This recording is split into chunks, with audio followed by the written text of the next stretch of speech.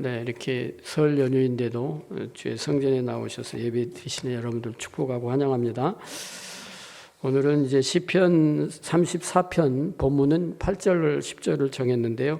1절부터 이렇게 보면은 1절에 그렇게 고백합니다. 여호와를 항상 송축하며 내 입술로 항상 주께 찬양하리이다 라고 이렇게 고백합니다. 하나님의 선하심과 위대하심에 대한 고백인 것이죠. 이 고백은 인생을 통해서 하나님을 경험한, 실제로 체험한 다윗의 깊은, 영혼의 깊은 곳에서부터 우러나오는 고백임에 틀림이 없습니다. 하나님 앞에 나온 우리 모든 예배자들도 역시 찬양할 때, 찬송할 때 그런 태도로, 그런 자세로 찬송해야 되는 것이죠. 우리 입술만 벌려서 소리만 내는 것이 아니라 우리 안에 있는, 우리 영혼 안에 있는 깊은 것을 드러내놓고 하나님을 높여서 찬양해야 됩니다. 입을 벌려서 소리만 내는 것은 립싱크나 다를 바가 없죠. 우리가 흔히 그렇게 얘기하잖아요. 영혼 없는 것입니다. 영혼은. 우리가 가끔 그런 농담하죠. 우리 칭찬을 들어도 건성으로 하는 칭찬은 별로 달갑지 않죠. 그리고 건성으로 하는 대화, 그런 대꾸 이런 것은 영혼 없는 소리나 마찬가지입니다. 이 시간에 하나님을 예배하기 위해서 이 귀한 설날 아침에 나온 우리 성도님들 환영하고 축복합니다. 여러분들이 드리는 찬양이 하나님을 기쁘게 받으시는 찬양이 되도록 여러분들 영혼 안에 깊은 곳에서부터 나오는 최선을 다하는, 온 마음을 다하는 그런 찬양이 되시기를 축복합니다. 누구보다도 하나님께서 여러분들을 기뻐하실 줄 믿습니다. 이 귀한 시간에 주님 앞에 나와서 하나님께 올려드리는 여러분의 찬양이 힘이 있는 찬양이 되기를 바랍니다. 여러분의 노래가 더욱 영혼에 또 마음을 실어서 드리는 노래가 되시기를 축복합니다. 당연히 송축과 찬송에는 감사와 기쁨이 포함되어 있어요. 우리가 예배 전에도 우리 김경환 집사님이 인도에서 찬양을 드렸죠. 네, 감사와 기쁨이 들어가 있습니다. 혹시 여러분의 찬송할 때 기쁨과 감사가 없습니까? 그럴 때 있죠. 저도 이제 찬송 인도를 해봤거든요. 수요일이라든가 금요 기도회라든가 이런데 예배 전에 찬송을 인도하면 저에게 맡겨진 일거리잖아요, 그죠? 그렇게 표현해서 죄송합니다만 일거리란 말이죠. 저에게는 하는 일이 맡은 업무란 말이죠. 그러니까 저는 나와서 찬양을 해야 되죠. 날마다 즐겁지는 않아요, 그 찬양이. 어느 때는 지치고 버겁습니다. 찬양하고 싶지 않아요. 그렇다고 제가 여기 앞에 나와가지고 찬양할 때 그냥 입만 뻥긋뻥긋하고 찬양할 수 있어요? 내게 맡겨진 일이기 때문에 최선을 다해서 목소리를 내서 찬양하는 것이죠. 그러면 어떻게 되는지 아세요? 내가 억지로 감당하고 억지로 하는 찬송이지만 힘을 내서 찬양을 하면 하나님이 회복해 주시더라고요. 그러니까 여러분들도 혹시 지금 예배드리다가 찬양할 때 내 마음이 없다. 너무 내가 여러 가지 세상사에 짓눌려서 목소리가 제대로 안 나온다. 그럴지라도 힘을 주어서 찬양하시기 바랍니다. 찬양하시면 하나님이 여러분들의 심령을 회복해 주시는 것을 체험하시게 될 것입니다. 오늘 그런 찬양을 우리 다윗이 지금 찬양을 하고 있습니다. 그러니까 이 찬양은 모든 어두운 것을 물리치는 힘이 있어요. 당연히 우리 문제, 어둠이 풀어지게 되는 것입니다. 사랑하는 성도 여러분, 여러분이 찬양할 수 있는 그런 기회가 생기죠. 절대 놓치지 마시기 바랍니다. 짜증내지 마십시오. 적극적으로 참여하십시오. 힘을 내어서 목청껏 하나님을 노래하시기 바랍니다. 먼저 하나님이 여러분들의 그 찬송을 받으세요. 그 찬송을 받으시고 기뻐하십니다. 그리고 여러분들의 안에 있는, 여러분들을 짓누르고 있는 모든 어두운 것들을 물리쳐 주시는 하나님이십니다. 회복하시고 치료하세요. 할렐루야. 데살로니가전서 5장 16절 18절에도 말씀하시잖아요. 항상 기뻐하라. 쉬지 말고 기도하라. 범사에 감사하라. 그것은 내 마음이 우려날 때만 하라는 말씀이 아니에요. 그건 명령입니다. 기뻐하라. 기도하라. 감사하라. 이건 명령이에요. 내가 해도 되고 안 해도 되는 선택사항이 아니라 하나님이 내게 명령하신 것입니다. 그리고 또한 찬양은 우리의 특권입니다. 믿습니까? 우리의 특권이에요. 우리의 또한 그것이 능력이 될 줄 믿습니다. 여러분 안에 어둠을 다 내어 쫓으시기를 원하십니까? 매듭이 풀어지기를 원하십니까? 찬양하십시오. 네, 찬양하십시오. 무엇으로 하나님을 기쁘게 할까 고민하시는 분들, 네, 간단한 것이 있습니다. 찬양. 네, 성경에서도 그랬죠. 황소를 드림보다 기뻐하시는 것이 찬양이라고 하나님이 말씀하셨습니다. 바울과 실라가 빌립보 옥중에서 찬송할 때에 그들의 묶어놓았던 모든 착고가 풀어진 것을 여러분 성경을 통해서 알 수 있습니다. 사도행전 16절에 나오는 말이죠. 나오는 말씀입니다. 우리 모든 얽매인 것을 다 풀어버리는 능력을 가진 것이 찬송이라고 하는 것이죠. 그런데 오늘 말씀을 보니까 이 찬송은 나만 치료하는 것이 아니에요. 나만 회복시키는 것이 아니라 2절 말씀에 보니까 이렇게 되어 있어요. 내 영혼이 여호와를 자랑하리니 곤고한 자들이 이 일을 듣고 기뻐하리로다. 나만 회복시키고 나만 치료하는 그런 찬송이 아니라 내 주변에 있는 이웃들도 회복시키고 그 곤고하면서 풀어주는 힘을 갖는 것이 찬양이라고 하는 것입니다. 그리고 그들이 어두운 마음을 몰아내고 기쁨을 찾을 수 있다는 것입니다. 내 영혼이 여호와께 찬양하는 것은 이웃들까지도 기쁘게 하는 것이라고 오늘 말씀에 주고 있는 것이죠. 이웃들의 곤고함, 어둠을 몰아냅니다. 그들의 심령을 회복시키십니다. 할렐루야. 네, 다윗이 찬양할 때에 사울 왕의 어둠이 물러난 것을 여러분들 기억하시죠? 이 사울은 사위였던 다윗을 시기하고 질투하고 미워한 적이 많았죠. 그러나 또 한편으로는 다윗의 찬양의 능력을 알았던 사람이에요. 그래서 그는 다윗의 찬양으로 때로는 그 어둠으로부터 노임을 받고 자유함을 얻었던 것이죠. 다윗이 영혼을 실어서 하나님을 노래할 때에 그 찬송에는 힘이 있었던 것입니다. 곤고한 자들이 이를 듣고 기뻐하리이다. 성도들 가운데 찬양으로 이렇게 병원 사역하시는 분들이 계시죠. 병원의 환자들에게 이렇게 찬양을 들려주고 이건 굉장히 좋은 치료제죠. 그들의 심령을 회복시키시고 또 그들의 어둠을 물리치게 하는 굉장히 능력 있는 그런 사역이라고 생각됩니다. 3절에도 그렇게 말씀합니다. 3절에 한번 나와 함께 여호와를 광대하시다 하며 함께 그의 이름을 높이세라고 말씀합니다. 우리는 우리의 이 찬양에 뭐를 담고 있습니까? 하나님의 광대하심을 담고 있습니다.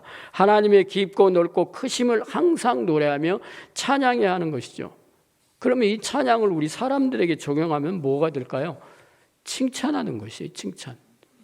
칭찬하는 거. 여러분들 칭찬 듣고 기분 나빠하는 사람이 있습니까? 칭찬 들으면 기분이 좋죠. 칭찬은 어떻게 하는 것이? 내 말을 듣는 사람을 높여주는 것이에요. 그렇죠? 높여주는 것입니다. 그런데 바로 이렇게 하나님을 높이는 것이 찬송이고 찬양입니다. 여러분 칭찬 들으면 다 누구나 할 것 없이 기쁜 것이죠. 그러면서 4절에 우리들의 찬양이 이 막힘없는 찬양이 하나님께 올려드림을 말씀하고 있습니다. 내가 여호와께 간구하며 내게 응답하시고 내 모든 두려움에서 나를 건지셨도다 이렇게 말씀합니다. 여러분들 그래서 우리가 기도해야 할 때 빠지지 않는 게 뭡니까? 말씀과 더불어 찬양이에요. 찬양하는 시간. 찬양하는 시간에 열심히 찬양해야 됩니다. 그렇게 찬양할 때 우리의 기도가 하나님께 들려지는 것이에요. 우리의 기도가 막힘없이 하나님께 올려드리는 것입니다. 그래서 찬양이 굉장히 중요한 것입니다. 기도가 여러분들 혹시 기도할 때 기도가 잘 나오지 않습니까? 기도가 막혀 있습니까? 하나님을 찬송하십시오. 하나님을 힘써 노래하십시오. 여러분들의 막혀 있는 기도가 뚫릴 것입니다. 여러분의 부르짖음이 거침없이 하나님께 올려드리게 될 것입니다. 내게 응답하시고 내 모든 두려움에서 나를 건지셨도다 그렇게 말씀합니다. 5절에 그렇게 말씀합니다. 그들이 주를 앙망하고 광채를 내었으니 그들의 얼굴은 부끄럽지 아니하리로다. 그들은 어떤 자들이었습니까? 어둠에 갇힌 자들이었어요. 곤고함에 짓눌려서 허덕이는 그런 사람들이었습니다. 그럼에도 불구하고 이 시편 저자의 찬송과 찬양으로 회복된 사람들입니다. 그래서 그들이 어떻게 변합니까? 주를 앙망합니다. 더 이상 주를 바라보지 않았던 사람들이 주를 앙망하고 그 얼굴에는 광채가 나타나게 되어 있습니다.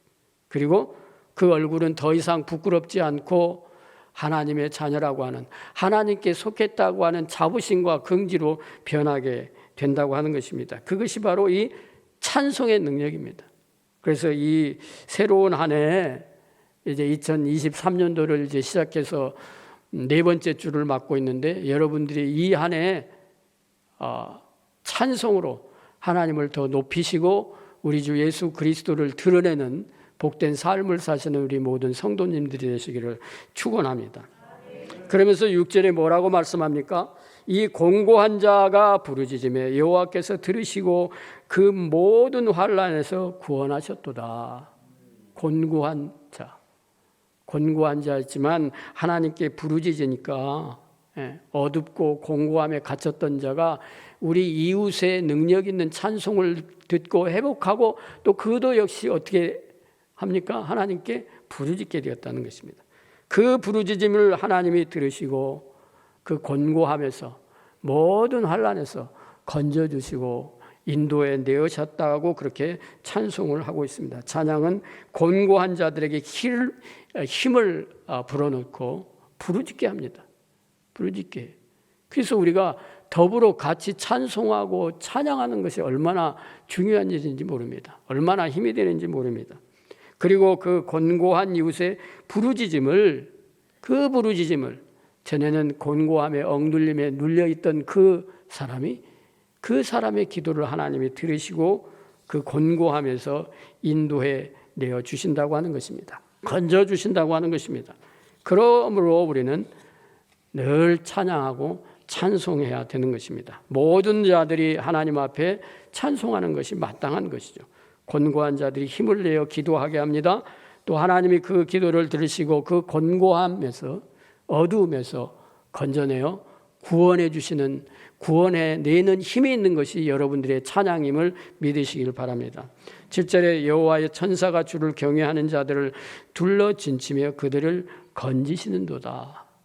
여러분들 모두 여호와를 경외하시는 분들이시죠? 경외라고 하는 말은 때로는 약간 좀 어려워하는 것도 포함되어 있어요. 어려워한다. 하나님을 두려워하는 것이죠. 하나님은 사랑의 하나님만이 아니라 두려움의 대상이기도 하는 것입니다. 이 경외한다는 말은 하나님을 두려워하는 것입니다. 또 하나님을 귀히 여기고 존중한다는 뜻이 있어요. 그 하나님을 두려워하고 귀히 여기고 존중히 여기는 자는 어떻게 하는 자입니까? 하나님을 찬송하는 자입니다. 하나님을 때로 부르짖는 자입니다. 이렇게 하나님을 경외하는 자를 하나님께서 어떻게 하십니까? 하나님께서 누구를 보내주세요? 천사를 보내주십니다. 여러분들 천사가 여러분들을 돕기를 원하시죠? 하나님이 보내주시는 천사의 도움을 받기를 원하십니까? 하나님을 경외하시는 여러분들 되시기를 축복합니다. 그분을 찾는 여러분들 되시길 바랍니다. 그러면 하나님이 천사를 보내주시고 그 천사를 통해서 여러분들을 위경과 곤고함에서 여러분을 건져주실 줄 믿습니다. 그러면서 8절에 뭐라고 말씀하는가 하면 너희는 여호와의 선하심을 맛보아 알지어다. 그에게 피하는 자는 복이 있도다. 여러분들 좀 젊으신 분들은 좀 아리까리할 텐데 이 로고송 기억하시는지 모르겠어요. 보고는 몰라요. 들어서도 몰라요. 그 다음에 어떻게 되는 거죠? 맛을 보고 맛을 아는. 더 이상은 안 하겠습니다. 돈 받은 적이 없기 때문에. 네, 맛을 보고 맛을 아는 무슨 간장 그렇게 불렀던 그게 몇십 년이 지났는데도 우리 귀에 맴돌고 우리 입에서도 맴도는 아주 좋은 노고성이었던 것 같아요. 그런 것처럼 우리가 맛보아야 합니다. 음식을 눈으로 보아서는 모르죠. 어느 경우는 그럴듯한데 맛이 없는 경우가 있어요. 어떤 경우는 좀 이렇게 대강 만들어 놓은 것 같은데 기가 막힌 맛을 내는 또 음식이 있는 것이죠.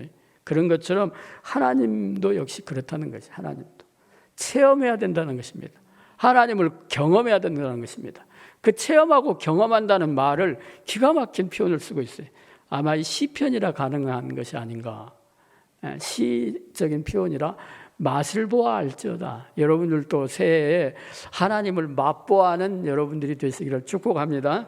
경험하여서 아시는, 정말 하나님을 믿고 하나님을 경외하는 것이 무엇인가 하는 것을 맛으로 경험하는 복된 새해가 되시기를 축복합니다.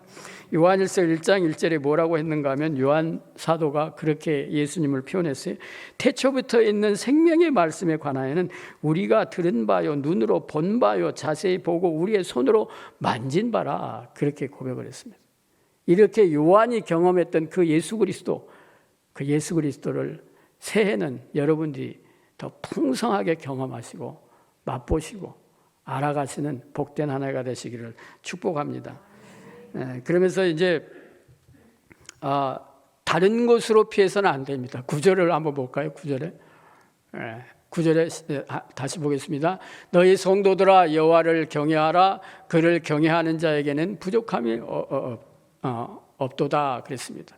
하나님을 경외하는 자, 하나님을 찾는 자, 하나님을 부르짖는 자에게는 하나님께서 부족함이 없도록 함께해 주신다고 하는 것입니다. 우리 사람들에게 피할 때는 한계를 갖죠. 한계를 가져요. 그것이 지금 눈으로 보기에는 당장은 완벽한 방법이 되고 최선의 피할 곳이 되는지 모르지만 금방 미천이 드러나게 돼 있어요. 그러나 우리가 하나님께 피하는 자는 그 피함이 부족함이 없다는 것입니다. 아주 완벽하다는 것입니다. 안전하다고 하는 것이죠. 그래서 시편 18편 2절 3절에 제가 오늘 예배 시작할 때 봉독한 말씀이죠. 여호와는 나의 반석이시오 나의 요새시오 나를 건지시는 이시오 나의 하나님이시오 내가 그 안에 피할 나의 바위시오 나의 방패시오 나의 구원의 뿌리시오 나의 산성이시로다. 내가 찬송받으실 여호와께 아뢰리니 내 원수들에게서 구원을 얻으리로다 라고 말씀합니다. 여러분들 다른 곳에 피하지 마십시오. 하나님께 나오시기 바랍니다. 하나님께 피하셔서 정말 완벽한 방패 아래서 하나님의 보호막 아래서 평강을 누리시는 우리 모든 성도님들이 되시기를 축복합니다. 그 풍성한 은혜를 맛보고 경험하는 한 해가 되시기를 바랍니다. 10절에 뭐라고 말씀하는가 하면 젊은 사자는 궁핍하여 줄일지라도 여호와를 찾는 자는 모든 좋은 곳에 부족함이 없으리로다 라고 말씀합니다. 여러분 그거 아십니까? 아무리 건강하고 젊은 사자라고 할지라도 사냥감을 보고서는 최선을 다해서 뜁니다. 배가 부르면 그렇지 않아요. 배가 부르면 그냥 장난치고 놀지만 배고파서 사냥감이 이 사자의 눈에 들어오면 죽을 힘을 다해서 뜁니다. 그래야 굶지 않아요. 그래야 살 수 있는 것이죠. 젊은 사자라고 해서 100% 사냥감을 사냥한다는 보장이 없어요. 실패하는 일도 많습니다. 그런데 늙은 사자는 어떻게 했어요? 더 심하죠. 그런데 오늘 아주 실감나는 표현을 쓰고 있어요. 젊은 사자가 혹시 줄일 일이 궁핍하여서 줄일 일이 있을지 모르지만 여호와를 찾는 자는 모든 좋은 곳에 부족함이 없으리로다 라고 말씀합니다. 젊은 사자가 혹시 굶어서 힘들지 모르지만 하나님을 찾고 하나님을 경외하고 하나님을 의지하는 자, 하나님을 경외하는 자는 절대 부족한 일을 당하지 않는다고 그렇게 말씀하고 있습니다. 오늘 이 예배드리는 우리 모든 성도님들 새해에는 그런 복을 누리시는 복된 한 해가 되시기를 간절히 축원합니다. 그래서 하나님을 맛보아 아시는 풍성하게 그 은혜, 하나님의 은혜를 경험하시는 복된 새해가 되시기를 예수님의 이름으로 간절히 축원합니다.